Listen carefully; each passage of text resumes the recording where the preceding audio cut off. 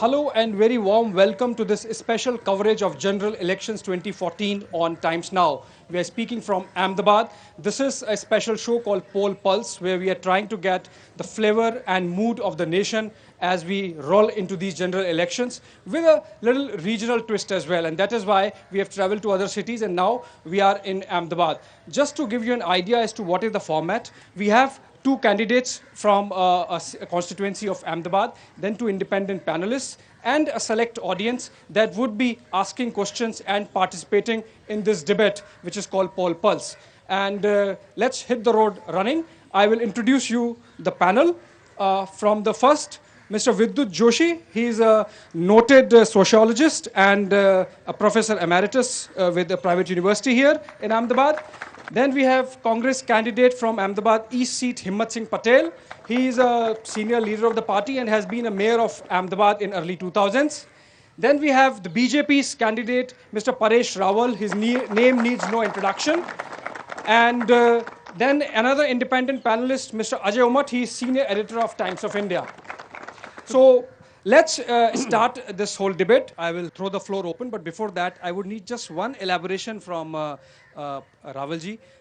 If you can just elaborate a bit on this Narendra Modi factor, why he is so important.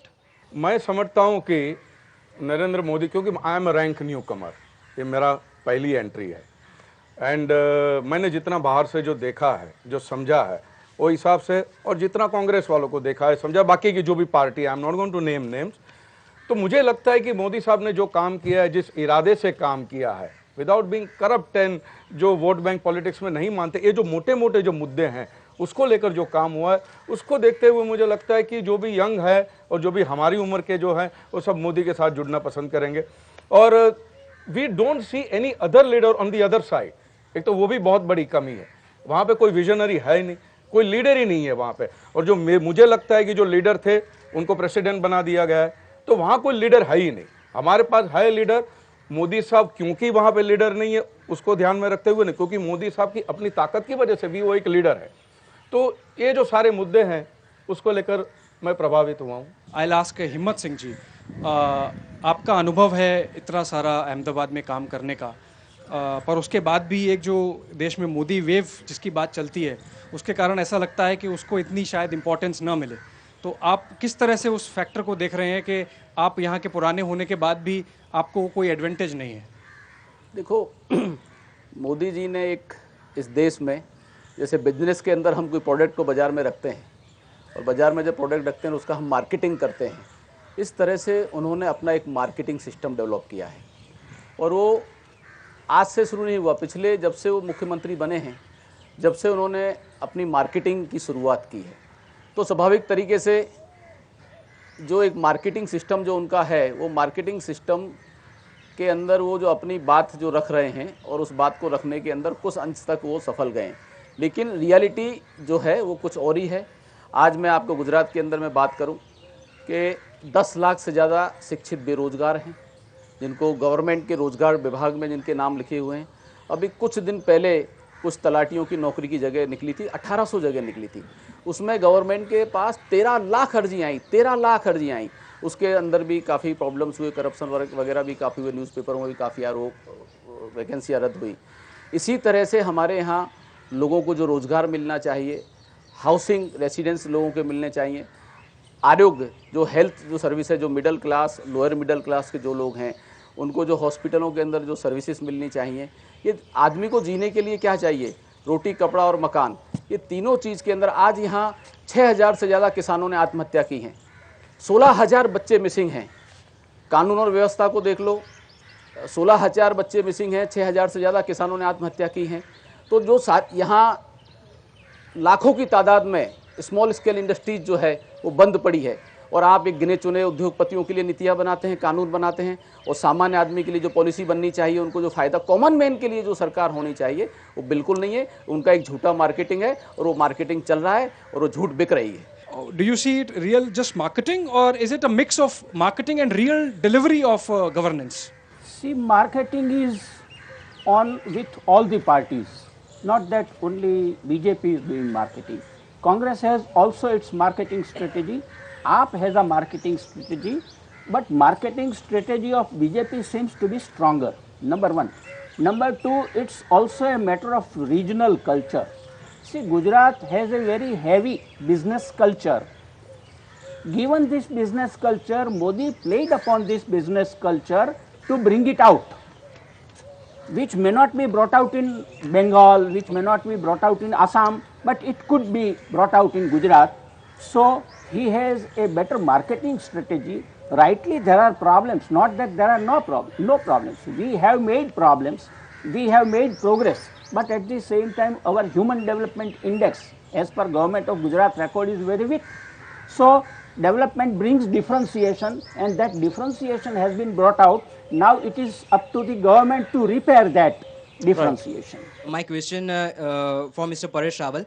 Sir, nowadays you are doing public rallies, and in these public meetings, what are the issues have been found by you for the public? And if you will be elected, then what steps will you take to come out from this issue? Okay, fine, very good question. Now I'll address that. First of all, जो local मुद्दे जो होते हैं वो हमारी territory में नहीं आते, बिकॉज ये लोकसभा का इलेक्शन है, तो जो नेशनल पॉलिसी का जो मुद्दा रहता है वो रहता है. In spite of that I been travelling all over, जो मेरी कॉन्स्टिट्यूंसी है. The first problem came to me और व्हाट आई सॉ वर दहगाम के अंदर जो पानी का जो प्रॉब्लम है, एक साइड में पानी है, दूसरी साइड में पानी है, बीच में पानी नहीं है. ये मैं एक ही मुद्दे की बात कर रहा हूँ. There are several problem.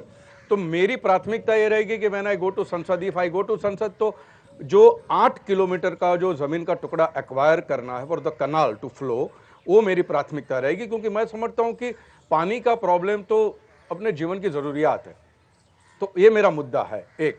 बाकी काफी, और मैं समझता हूं कि डेवलपमेंट को कभी फुल स्टॉप नहीं लगता. आपने रोड डेवलप कर दिया, बिल्डिंग डेवलप कर दी है, बिजली आ गई. एक ह्यूमन डेवलपमेंट भी जो होता है, एक मानसिकता का डेवलपमेंट भी जो होता है, जो वोट बैंक पॉलिटिक्स में वो जो डेवलपमेंट जो होता है, दूसरों को समझने का नजरिया जो होता है, वो जो ह्यूमैनिटी एंगल पे जो होता है डेवलपमेंट, वो भी डेवलपमेंट बाकी है और ये तो चलता ही रहेगा, उसको फुल स्टॉप कभी नहीं लगता. Sir, why you selected politics and that too with BJP? देखिए, बीजेपी इसके लिए पहली बात तो ये कि हमने काफ़ी मौका दिया है कांग्रेस को, तो पहले तो ऐसे भी एक हक बनता है बीजेपी का. दूसरी बात, हक ये इसलिए बनता है कि मोदी साहब ने काम करके दिखाया, जो कांग्रेस ने 60 या 65 साल में जो काम नहीं किया, और जो मोदी साहब ने जो भी किया 12-14 साल के अंदर जो किया, उसके हिसाब से मोदी जी का हक बनता है. तीसरी बात मैं समझता हूँ, मैं बहुत ही नया हूँ, you can call me a novice और अ नाइव, लेकिन मैं ये समझता हूँ कि कांग्रेस की ये पॉलिसी रही है कि जो भी गवर्नमेंट दूसरी आती है उसको ऐसा खोखा दे दो कि वो खड्डे पुरने में उनकी टर्म खत्म हो जाए. उनको इतना डैमेज करके दे दो तो ताकि जब 4-4.5 खत्म हो तो आप वो खड्डे भी नहीं भर पाए, और बाद में कांग्रेस वाले आ जाएंगे, कहेंगे देखे भाई हमने तो कहा था कि ये तो है ही नहीं, लायक ही नहीं है गवर्नमेंट चलाने के लिए. तो ये जो सारी बातें हैं, और मोदी जी को why not, Modi ji give him a chance at least once. वो खुद कहते हैं कि सबको 60 साल दी, मुझे 60 महीने दे दो, तो एक बार करके देख लेते हैं. My question is, sir, people are talking like you are the most busiest person of Bollywood, and if you will elected, then Thank you. and if you will elected, then how will you manage the time for your constituency area, or spend the time for a constituency area, sir? Okay, fine. I'll just go step by step. See, first of all, I'm not doing more than 5 to 6 films. Now, each film will take at least maximum 15 to 20 days of mine, because I am not playing a hero, I am playing a character actor, and the character actors are kind of assigned the roles, which require only 15 to 20 days. So, coming to 6 films, that is 120 days. Now, the rest of 245 days, out of that, you are required to attend parliament for 210 or 220 days. तो मैं busy रहूं या ना रहूं वो सवाल है ही नहीं. दूसरी बात ये होती है कि जब मैं पार्लियामेंट में रहूंगा, बिकॉज इसके अंदर हिडन सवाल आपका ये है कि फिर अगर आप बिजी रहेंगे तो फिर लोगों के सवाल का क्या होगा. अब तो वो सवाल नहीं है, क्योंकि मेरी ऑफिस भी रहेगी, मेरे यहाँ पे एफिशिएंट टीम रहेगी लोगों की. और अहमदाबाद कितना दूर है, 50 मिनट की दूरी पे अहमदाबाद है, और सबके पास मोबाइल फ़ोन है, फैक्स है, सब कुछ है. तो और दूसरी बात मैं ये समझता हूँ कि मन में अगर इरादे हो ना, तो मैं अलास्का में बैठा हूँ तो भी मैं काम कर सकता हूँ. मेरे मन में इरादे होने चाहिए. और कांग्रेस के पास 65 साल थे, उनके पास सब कुछ था, मेजोरिटी थी, इतनी बड़ी पार्टी है और इतने अच्छे अच्छे लोग भी हैं. मैं अरविंद जी की तरह ये नहीं कहूंगा कि वो ही अच्छे, बाकी सब पार्टियां चोर है, अच्छे लोग हैं. लेकिन क्या हुआ, क्या क्यों काम नहीं हुआ? काम करने के इरादे होने चाहिए तो काम होता है. तो फिर मैं अलास्का रहूं, अंधेरी रहूं या अहमदाबाद ईस्ट रहूं, काम हो गया. you did say that you can be in Alaska and if your heart is here, you can still work for your constituents. एक कहने का अंदाज होता है. Yes. Don't Yes, yes. Word पकड़ के मत चलिएगा. Exactly. But still, you know, a lot of people here see you as an outsider, you know, someone who has been thrust upon. So how would you take care of that emotion? Okay fine. जब मुझे कहा गया कि मैं outsider हूँ, मेरा खाली एक सवाल है. हिंदुस्तानी संस्कृति ऐसी संस्कृति है कि कोई भी आए हमारा मेहमान बन के रहता है. आज सोनिया जी आई हैं, सोनिया जी हमारे सर आंखों पे हमारे हिंदुस्तान की हो गई वो. तो जब सोनिया जी को हम वेलकम कर सकते हैं तो परेश रावल तो पलियड़ का है, गुजराती है, गुजराती खून है, गुजराती माँ बाप है, गुजराती बीवी है, मेरे संस्कार मेरे पढ़ाई सब गुजराती है. तो मैं कहाँ का आउटसाइडर हो गया. लेकिन साथ में मेरी अपील ये हम्बल अपील ये रहेगी कि कम से कम हमारे देश में से ये जाति का, ज्ञाति का, कौम का जहर निकल जाए तो बहुत अच्छा होगा, क्योंकि हम बहुत पीछे रह गए हैं. जो हमारी डाइवर्सिटी, जो हमारी स्ट्रेंथ थी, वही हमारी कमज़ोरी बन गई है. तो उसे हमें हटा देना चाहिए और जो भी अच्छा आदमी है, जो भी अच्छा लीडर है, उनको हमें भेजना चाहिए. Right. So we have seen the primaries from the candidates and the panelists, independent panelists. We'll take a short break. Mr. Paresh Rawal has to leave. And then after the break, on the other side, we'll join with another representative of the BJP and the debate will continue. So stay on with Times Now.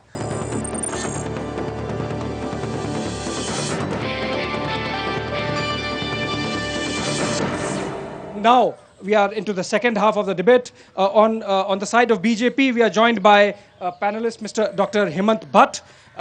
He's the spokesperson of the BJP here in Gujarat, and he would be taking the lead from Paresh Rawal, who has left, and in his place, he would be speaking for the party. Now, let's continue with this open house that we had. We have a bunch of youngsters here who are eager to ask questions. Some of them are the first-time voters, and they would be interested in knowing what are their stakes, what is in it for them in this election. So my name is Akash Shati. I just cleared my 12th standard. My question to you is, sir, as this is a national election, the Congress party has been talking about its heritage and all the things that it has done. But very few have come out and said what it is going to do in the future. So what is the youth does not have a clear outline of what the Congress party is going to do in the future if it gets elected. आपने देखा होगा Congress party के चुनावी manifesto के अंदर इस बार जो हमने चुनावी मैनिफेस्टो में जो बात कही है वो यही बात कही है कि हम लोग इस बार सरकार में आएंगे तो 10 करोड़ जो बेरोजगार लोग हैं उनको रोजगारी मिलेगी, जिनको रहने के लिए जो मकान नहीं है उनको मकान मिलेगा, जिनको दवा के लिए जिनके पास पैसे नहीं है उनको आरोग्य और हेल्थ की ट्रीटमेंट फ्री मिलेगी. ऐसे अनेक जो निर्णय जो हैं सरकार के अंदर जो चुनावी मैनिफेस्टो के अंदर कांग्रेस पार्टी ने वचनबद्ध किए हैं, तो हमने बहुत बड़ी बातें कही हैं इस चुनावी मैनिफेस्टो के अंदर. और मैं आपको ये बताऊंगा कि कॉमन आदमी की जो ज़रूरियात है, जो उनको जीने के लिए जो चीज़ चाहिए वो कांग्रेस पार्टी दे सकती है और वो हमने पूरे चुनावी मैनिफेस्टो में फुलफिल की है. और पिछली सरकार में भी हमने जो भी हमारे जो प्रोग्राम रहे हैं वो कॉमन आदमी को देखकर ही प्रोग्राम रहे हैं. और मैं ये पक्का आपको कहता हूँ कि दोबारा कांग्रेस यूपीए सरकार बनेगी तो उसमें 100% आप लोगों युवाओं को और इस देश में जो भी लोग हैं उनके लिए नीति और कानून और उनके हक अधिकार में मिलेंगे, नहीं कि किसी गिने चुने उद्योगपतियों के लिए कानून बने और उन्हीं को फ़ायदा मिले. ये कांग्रेस पार्टी में हरगिज़ नहीं होगा. हम कॉमन मैन की ही सरकार बनेगी. Sir, myself Harish Sharma. I have a question like in Gujarat, Mr. Modi's development, it is not inclusive development. He was failed into this. So if he was elected as a PM, how would he bridge this gap between rich and poor for which he was failed into Gujarat? I think it's a very good question. And sometimes, Congress party and many magazines and many intellectuals and economists are raising the same issue which you are raising, that, if you see the Modi model of Gujarat, it is not inclusive. It is not, reflecting a hedonistic state. Or you may call it, that development is lopsided. I will like Dr. Hemant think he Bhatt should answer to to respond that, to this. As far as development Also of to the his Gujarat, reply. development of the Gujarat is concerned, it is definitely inclusive. If you take the sectors right from the agriculture to manufacturing sector to the service sector, and agricultural growth was more than 10% in the last 10 years. The manufacturing sector also saw the growth of 10.7%. As far as service sector is concerned, it is the report of the Statistics and Planning Commission of India that in 2011 there are more than 211 employment exchanges all over India, and in Gujarat there are 47 employment exchanges. 4.75 lakhs employments were given all over India, and out of that 2.25 lakhs of employment were given by Gujarat. So Gujarat is giving the maximum employment to the working people, particularly the younger generation. And it is the Planning Commission's report that it is the lowest unemployment rate in Gujarat, less than 0.5%, while in India it is more than 2.5%. So this is how the Gujarat has fared as far as the giving the employment to the younger generation is concerned.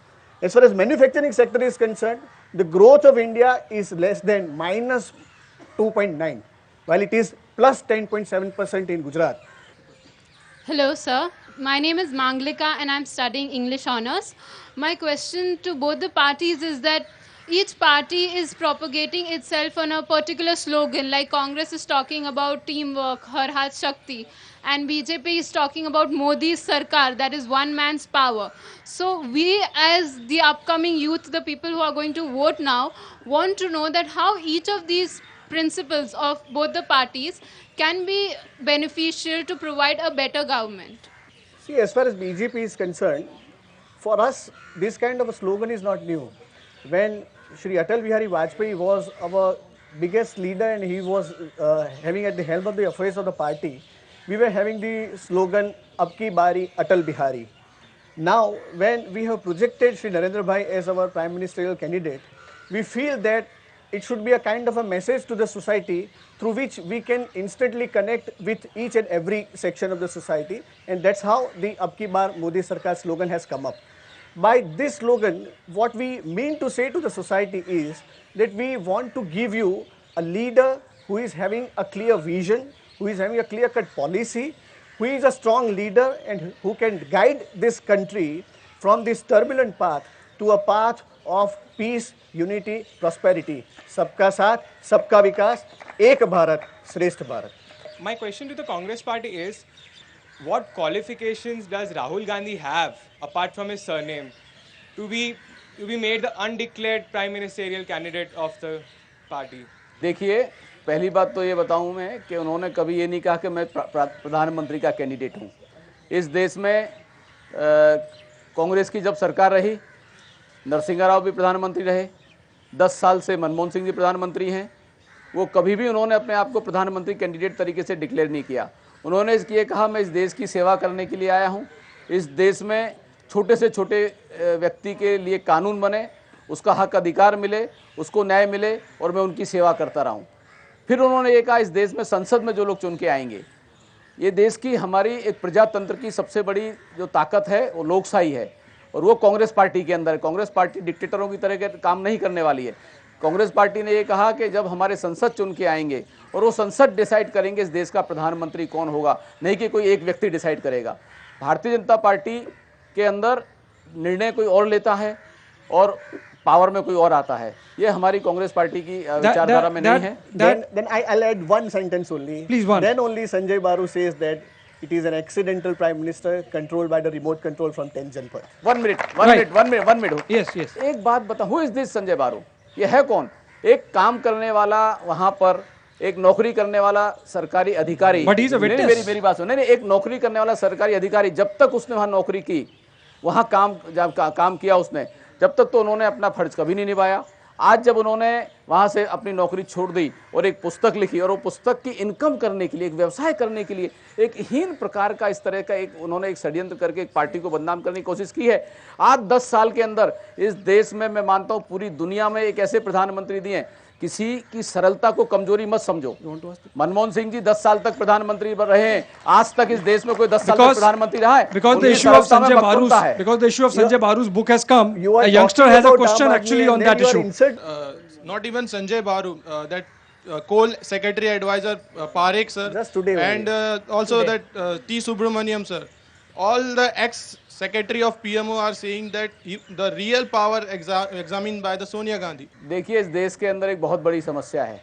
जब कोल secretary ने कहा, जब वो power में थे, उनकी कलम से, उनके कानून से जो निर्णय हुए, उन्होंने क्यों नहीं रोका, क्यों कुछ नहीं काम किया? जब आदमी रिटायर हो जाता है, जब उसकी सोच बदल जाती है, उसकी कलम बदल जाती है, फिर वो अपने आप की इम्पोर्टेंसी और मीडिया में और लोगों में छाने के लिए अपनी एक पहचान खड़ी करने के लिए ये सब एक साजिश होती है, एक षड्यंत्र होता है। मैं ये कहता हूं अगर सही ब्यूरोक्रेट्स हैं इस देश के अंदर ऐसे कि जो आज ब्यूरोक्रेट्स हैं जो सरकार के सामने लड़ रहे हैं, सर उन्होंने नौकरियों से इस्तीफे दिए हैं काम करने के बाद कि नहीं ये सरकार का गलत निर्णय है और ये काम हम नहीं करेंगे, लेकिन जब जो सरकार के अंदर रहे और सरकार के अंदर उन्होंने निर्णय लिए और उसके बाद जब वो सरकार से बाहर निकल गए, जब वो कह रहे हैं गलत है, तो ये मैं मानता हूं ये बहुत ही एक षड्यंत्र का एक भाग है। Ajay bhai, you had something to say. Most of the time, Manmohan Singh, he was the coal minister. What Sanjay Baru has said is not a public secret.